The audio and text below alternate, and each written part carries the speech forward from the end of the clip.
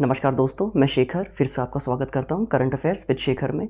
और आज हम सितंबर मंथ की जो नेक्स्ट 10 करंट अफेयर्स की न्यूज़ हैं उनके बारे में पढ़ेंगे। तो पहली न्यूज़ है हैदराबाद मुक्ति दिवस। अच्छा, हैदराबाद का मुक्ति दिवस सेलिब्रेट किया जाएगा 2023 में। क्यों? क्योंकि 2023 में हैदराबाद को जब भारत में मिलाया गया था तो 2023 को पूरे 75 साल पूरे हो जाएंगे। जैसे आपने सुना होगा, भारत में आयरन मैन, लौह पुरुष कहा जाता है सरदार वल्लभ भाई पटेल जी को, क्योंकि उन्होंने 565 रियासत जो उस टाइम पे राजा महाराजा हुआ करते थे अंग्रेजों के टाइम पे, तो 565 रियासतों को भारत में मिलाया था। सही है। लेकिन इन 565 में से 3 रियासतें 15 अगस्त 1947 जिस दिन हम आज़ाद हुए थे, स्वतंत्र हुए थे, उसके बाद में मिली थी। उन 3 रियासतों में से एक था हैदराबाद। हैदराबाद को भारत में मिला, मतलब भारतीय जो यूनियन है, भारत देश है, इसमें मिलाया गया था 17 सितंबर 1948 और 2023 में इसे पूरे 75 साल पूरे हो जाएंगे। तो इसीलिए एक पूरे 1 साल का सेलिब्रेशन किया जाएगा जो शुरू हो चुका है 17 सितंबर 2022 से, और ये चलेगा नेक्स्ट ईयर 17 सितंबर 2023 तक, जब तक इसको 75 साल पूरे हो जाएंगे। अच्छा, अब इससे रिलेटेड क्वेश्चन क्या बन सकते हैं? क्वेश्चन आ सकता है, अच्छा जो हैदराबाद में राजा राज करते थे उन्हें कहा जाता था निजाम, है ना, सुना होगा ना हैदराबाद के निजाम।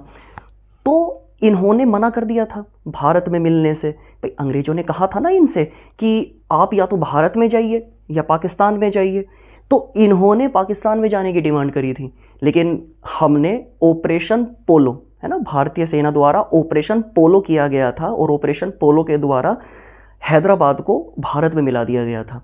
अच्छा, याद रखना, ये बहुत न्यूज़ में है, रहेगा मतलब आने वाले एग्जामों में, ऑपरेशन पोलो, POLO। अच्छा, इसका नाम पोलो क्यों रखा? क्योंकि उस टाइम पे जो हैदराबाद के निजाम थे, इन्हें पोलो खेलने का बहुत शौक हुआ करता था, तो इसका नाम ऑपरेशन पोलो ही रखा। और ऑपरेशन पोलो के द्वारा 17 सितंबर 1948 को हैदराबाद को भारत में शामिल कर लिया गया था। सही है। अच्छा, वो इसके साथ जो 2 अन्य थे ना, एक था कश्मीर और एक था जूनागढ़, ठीक, जिन्हें 15 अगस्त 1947 के बाद भारत में शामिल किया गया था। नेक्स्ट न्यूज़ है निक्षय 2.0 टीबी मुक्त भारत। टीबी, ट्यूबरक्लोसिस, है ना, एक बीमारी होती है ना, ट्यूबरक्लोसिस।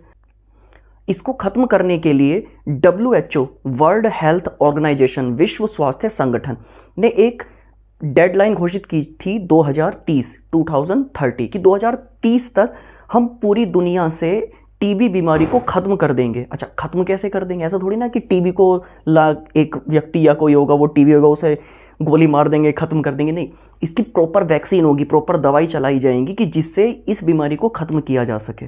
तो लेकिन हमारे प्रधानमंत्री जी ने ये कहा कि जी हम भारत से 2025 तक इस बीमारी को खत्म कर देंगे। तो इसके लिए डेडलाइन घोषित है भारत में 2025, और इसी के लिए होता क्या है कि एक नया प्रोग्राम चला गया है, निक्षय 2.0। तो एग्जाम में क्वेश्चन कैसा आएगा? निक्षय 2.0 जो प्रोग्राम है वो किससे संबंधित है? तो ये संबंधित है टीबी मुक्त भारत, ट्यूबरक्लोसिस मुक्त भारत, जो हमारा प्रण है कि 2025 तक हम भारत से टीबी बीमारी को खत्म कर देंगे। Clear? Next news, mountain cycle world cup.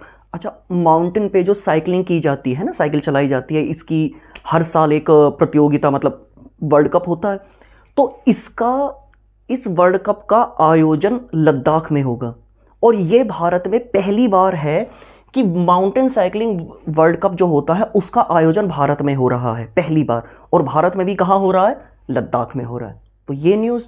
Next news, राष्ट्रीय रक्षा MSME सम्मेलन, ये होगा कोटा राजस्थान में। अच्छा, MSME micro small medium enterprises, जो कंपनियां होती हैं ना, कुछ माइक्रो होती हैं, कुछ स्मॉल होती हैं, कुछ मीडियम होती हैं, और फिर लार्ज स्केल की होती हैं। तो जो MSME हैं, अच्छा भारत में जो डिफेंस सेक्टर है, रक्षा, आपने नाम सुना होगा DRDO, defence research and development organisation, DRDO, जो मिसाइलें और ये सब बनाए जाते हैं, तो ये बनाते हैं। तो जो इन्हें माल प्रोवाइड किया जाता है, इन्हें सामान मटेरियल प्रोवाइड करा जाता है, ये बहुत सारी MSME कंपनियों द्वारा प्रोवाइड करा जाता है।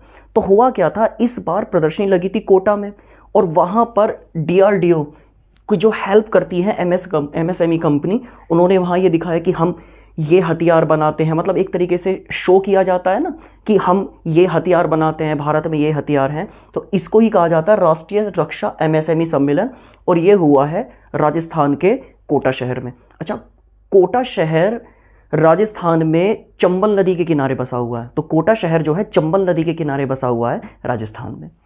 Next news, Lothal.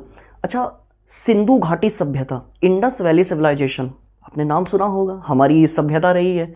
तो सिंधु घाटी सभ्यता का एक महत्वपूर्ण स्थान था लोथल, और बल्कि लोथल जो था वो एक गोदीबाड़ा था। गोदीबाड़ा, उस जमाने में उसे गोदीबाड़ा कहा जाता था, आज के टाइम इसे कहा जाता है बंदरगाह या पोर्ट। तो लोथल जो उस जमाने में भी, सिंधु घाटी सभ्यता के टाइम में भी एक बंदरगाह था। तो यहाँ हमने क्या किया है, जो हमारा जल मंत्रालय है ना, जल मंत्रालय है, उसके द्वारा लोथल को घोषित किया गया है राष्ट्रीय समुद्री विरासत परिसर।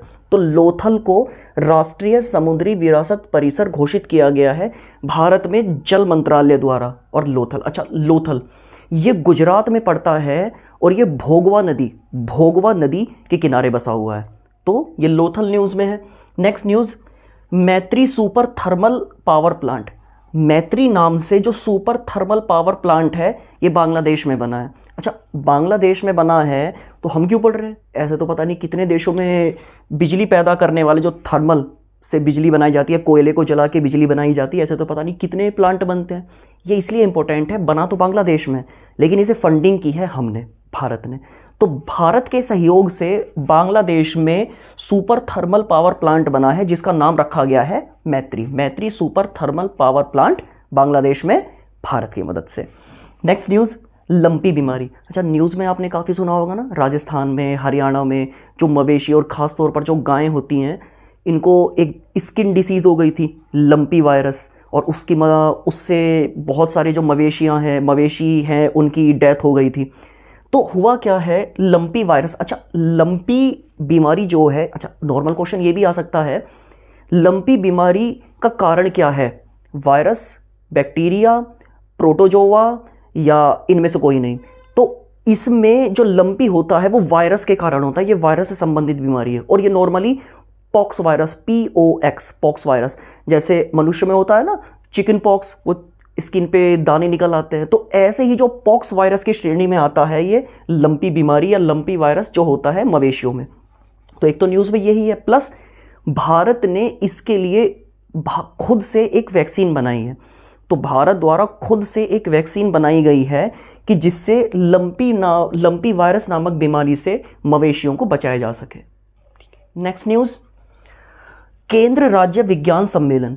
ठीक है, प्रधानमंत्री द्वारा अहमदाबाद में केंद्र राज्य विज्ञान सम्मेलन का उद्घाटन किया गया, क्योंकि केंद्र और राज्य, केंद्र सरकार और राज्य सरकारें जब तक आपस में कोऑर्डिनेट नहीं करेंगी तब तक साइंस में हम कैसे तरक्की कर पाएंगे।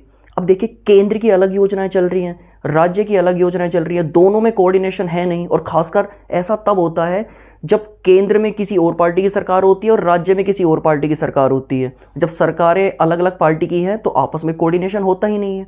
तो लेकिन राजनीति अपनी जगह होती है, लेकिन और जो राष्ट्रीय मुद्दे हैं, देश के ग्रोथ से संबंधित मुद्दे हैं, कम से कम उनको लेके तो सबको साथ में आना चाहिए। तो इसीलिए प्रधानमंत्री द्वारा अहमदाबाद में शुरू किया गया, मतलब उद्घाटन किया गया है केंद्र राज्य विज्ञान सम्मेलन का, कि केंद्र को और राज्य को अपनी राजनीति से थोड़ा ऊपर उठकर साथ में काम करना पड़ेगा, कि जिससे साइंस में जो भी इन्वेंशन हो या कुछ भी हो तो दोनों मिलकर कर सके, सहयोग द्वारा कर सके। ठीक है, तो नेक्स्ट न्यूज़, IBM और IIT मद्रास। IBM एक बहुत बड़ी कंपनी है और IIT मद्रास जो भारत का एक इंस्टीट्यूशन है, इसके द्वारा मतलब दोनों ने मिलकर पार्टनरशिप की है कि भारत में क्वांटम कंप्यूटिंग शुरू की जाएगी। कंप्यूटर का जो भविष्य माना जाता है वो यही है, क्वांटम कंप्यूटिंग। तो IBM और IIT मद्रास मिलकर भारत में क्वांटम कंप्यूटिंग शुरू करेंगे। अच्छा, IBM होता है इंटरनेशनल बिजनेस मशीन, IBM। तो ये दोनों मिलकर भारत में क्वांटम कंप्यूटिंग जो है इसकी शुरुआत करेंगे।